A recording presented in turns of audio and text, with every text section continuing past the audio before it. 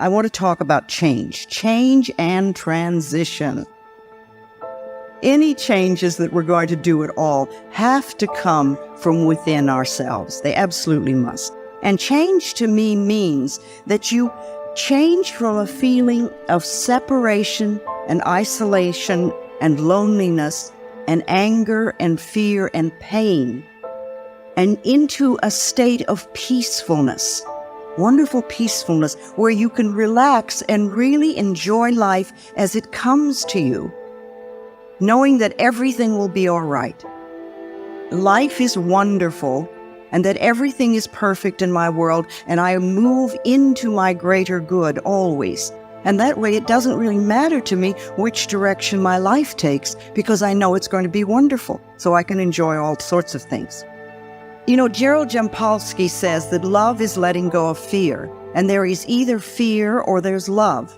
And if you're not in a love space, if you're not coming from the loving space of the heart, then you're in fear and all those other things like isolation and separation and things like that, and loneliness and anger. They're all part of the fear syndrome. And that's really what we want to change from. We want to move from fear into love, and to make that as more or less a permanent state for us. You know, even the planet itself these days is very much in this period of change and transition. We see it all around us. We're going from an old order into a new order.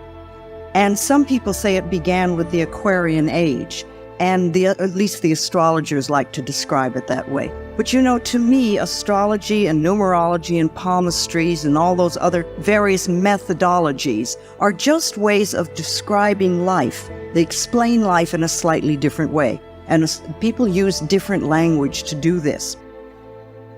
But the astrologers say that we're moving out of the Piscean age and into the Aquarian age now. And you know, in the Piscean age, we reached outside of us and looked to other people to save us. We looked for other people to do it for us. But in the Aquarian age, which we're entering now, people are beginning to go within and find that they have the power to save themselves. And this is a wonderful, liberating thing for us. Now, some people get very frightened because it seems to be responsibility. But actually, we're discovering our ability to respond to life, not in a victim way, but in a way that gives us power. In a way that gives us power. We're finding that we're getting a connection to what the AA people call the higher power, and what I call our higher self, so that we can contribute to saving ourselves. And it's a wonderful feeling when you don't really have to be dependent on an outside person, but to know that you have within you tremendous abilities to make positive changes in your life. You see, if we're victims, then we feel isolated, we feel in pain and fear, and we're always looking for someone else to do it for us. But now we're taking, as I said, responsibility for our own lives, and we're beginning to understand how we can contribute to the experiences that we have and how we can change those experiences if we don't really care for them. And of course, you know, from the moment you decide to make a change until you get your demonstration, as we call it, or when you get what you want, we have this transitional period. And that's when we're moving between the old order and the new order. It's a time of releasing old beliefs and old habits, and of learning and practicing and then living the things that we're working on. The new beliefs or the new feelings or the new methods or the new behaviors. And while you're getting those in place so that they are a natural part of your life, you're going to have a lot of vacillating in that period between the old and the new. And you go back and forth between what was and what you would like to be or what you would like to have. And if you decide that you're going to release an old belief and that you're going to create a new one, during that transitional period, you're going to go back and forth. And this is a time when we often get very angry at ourselves because it's like, well, I know all about the new. Why aren't I doing it? I must not be good enough, or I must be a bad person. But that's silly, because anything that we're learning takes time. And you go back and forth until you're really strong in the new belief, until you've gone to the complete shift. You may begin to do an affirmation for something, and you're doing well, and then something happens, and you say, oh, I can't do that, and you go back to your old worry habit again. Well, that's just a period of vacillating. It doesn't mean that you haven't learned anything, and it doesn't mean that you're back where you started. It's just part of that back and forth thing. You're not settled in your new habit yet. And that takes a little time and a little practice and a little patience.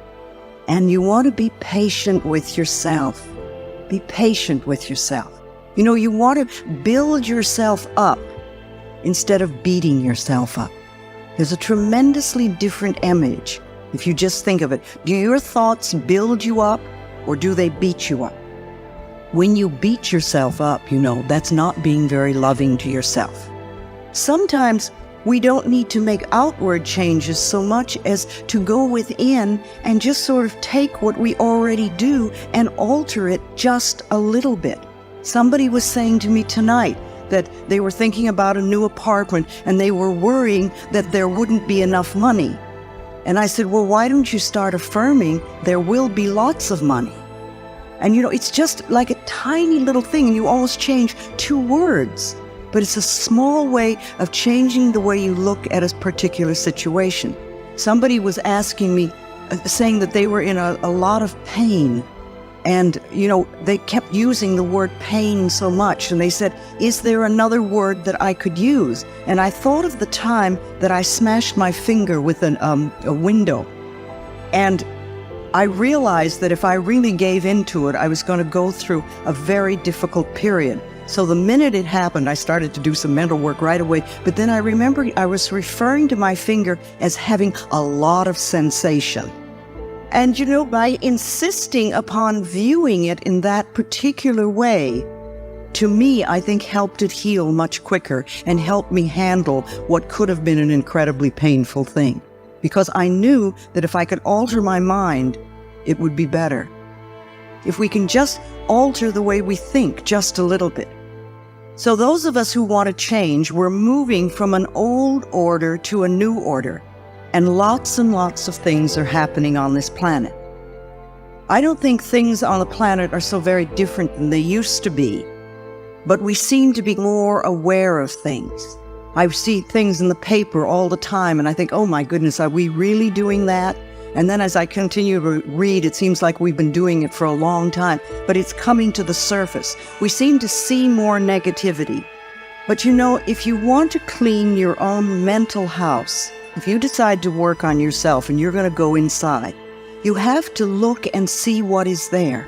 You have to look and see what your beliefs are so you know what to change.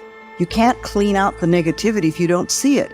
If you're going to clean your own house, it's the same thing. You have to look around and see where the dirt is.